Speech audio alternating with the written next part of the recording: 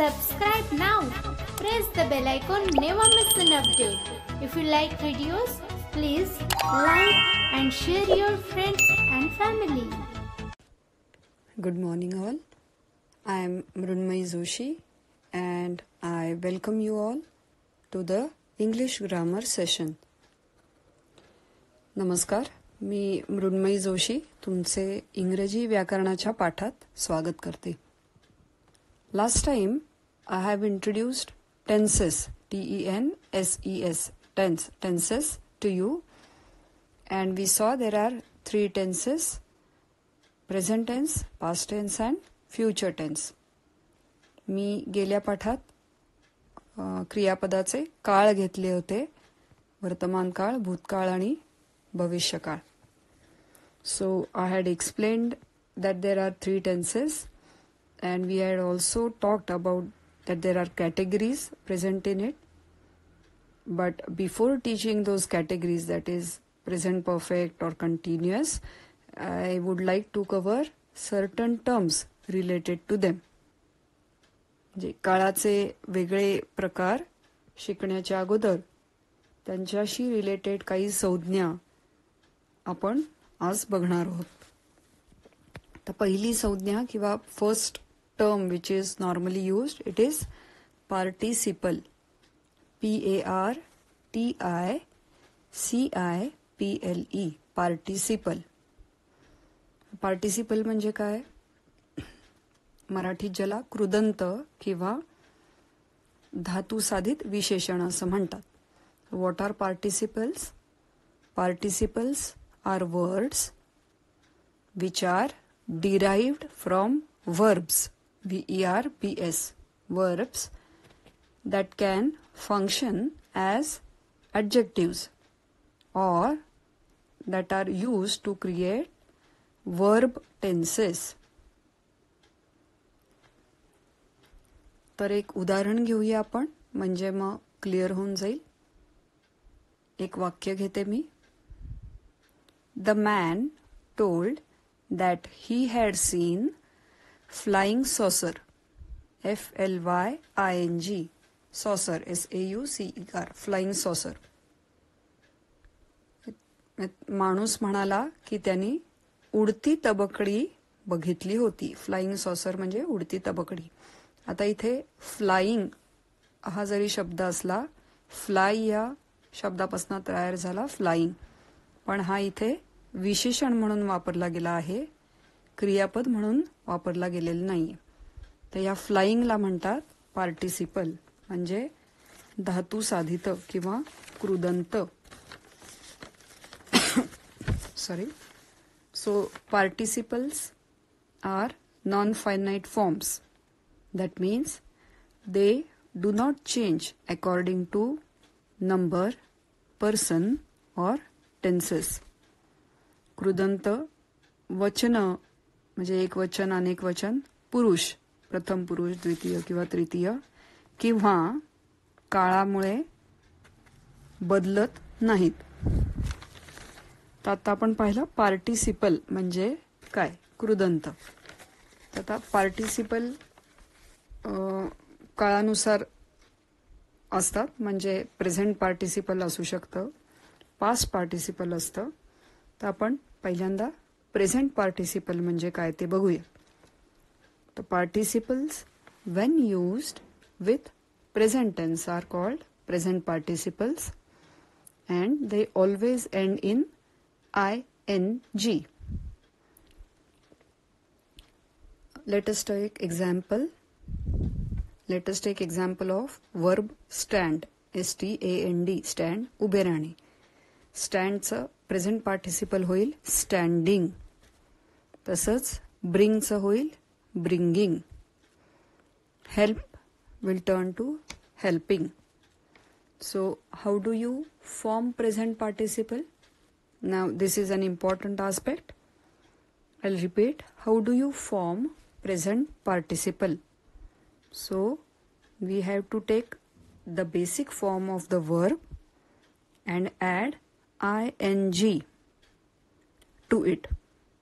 म्हणजे मूळ क्रिया जी आहे त्याला ING असा प्रत्यय लावला की प्रेझेंट पार्टिसिपल तयार होतं. आता present participles can also be used as adjectives, म्हणजे ही विशेषण म्हणून सुद्धा वापरता येतात. तर विशेषण म्हणून ते आपण कसे वापरणार? वाक्य बघूयात. वाक्य आहे, can you all please come here, I need helping hands for this work. Can you all please come here, I need helping hands for this work. Helping hands म्हणजे मदतीचे हात. Now here helping hand, the word helping is used as adjective. हे विशेषण म्हणजे विशेषण म्हणून वापरलं गेलेलं आहे हे कृदंत. So it is used as an adjective. Now how to use present participle to define a tense, म्हणजे काळ दाखवण्याकरता पार्टिसिपलचा उपयोग कसा करता येतो. आता आपण विशेषण म्हणून कसं वापरायचं ते पाहिलं. आता आपण प्रेझेंट पार्टिसिपल काळ दाखवण्याकरता कसं वापरतात ते बघूया. उदाहरण घेते, Gita is helping Sita in her work. इथं इज हेल्पिंग हे वर्ब आहे आणि हेल्प HELP त्याला ING प्रत्यय लावला की हेल्पिंग होते. आता helping is used to define a tense. इथे काळ दाखवला गेलाय. कोणता काळ आहे? तर प्रेझेंट टेन्स आहे, वर्तमान काळ. गीता सीताला तिच्या कामात मदत करत आहे, हा वर्तमान काळ आहे. Gita is helping Sita in her work. Is helping हे इथे काळ दर्शवण्याकरता हेल्पिंग हे पार्टिसिपल वापरलं गेलेलं आहे. So, it all depends on how participles are used in sentences. So, participles are words that show characteristics of both verbs and adjectives. So, depending on their usage.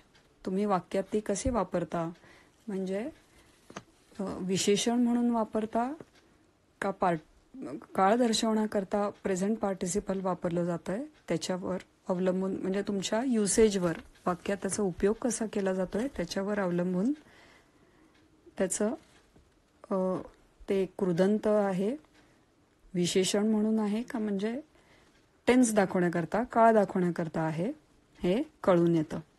आता आपण present participle कसं form होतं पाहिलं तर basic verb आणि अधिक ING.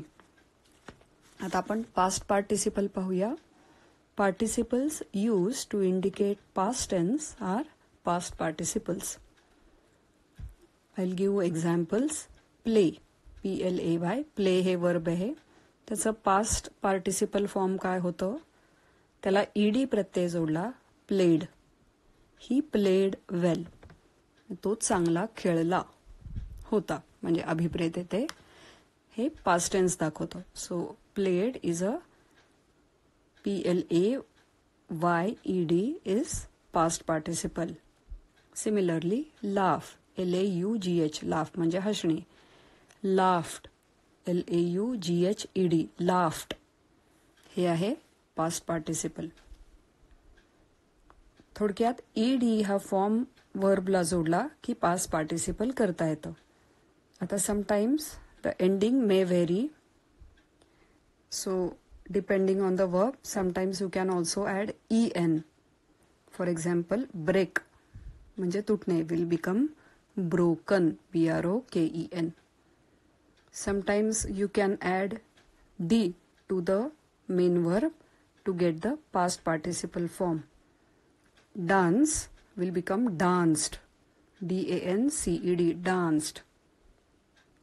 Sometimes even T can be used to form the past participle form of the verb.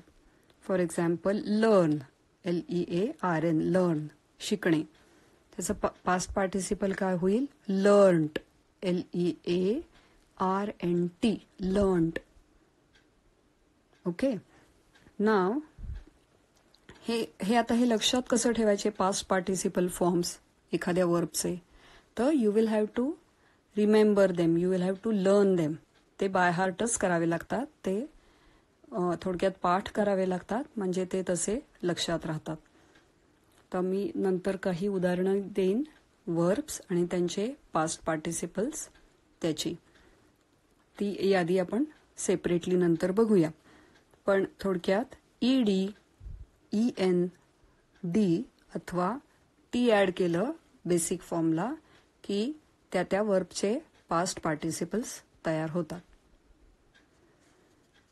Okay, so what we have seen today, we have seen 3 terms today. I have introduce the term participle म्हणजे कृदंत किंवा धातू साधित. We have seen what are present participles, how are they formed, the basic form of the verb plus ing gives you present participle. We have seen past participles which indicate past tense. How are they formed? They are formed like the basic verb plus either ed or en or d or t. So you get past participles of those verbs. So in next session we will learn some more terms like perfect tense, and we will also learn what are gerunds. Gerunds are noun formed from verbs. So that I will cover in the next session. Then we will take different tenses like present tense, present continuous, present perfect. All that we'll learn after learning this, what is the basic term for what is perfect tense or what is gerund, what are gerunds. So I hope today's participle topic is clear, and please go through this session carefully if you want to master the part of tenses. So if you have any difficulties, get back to me, and thank you. Dhanyawad.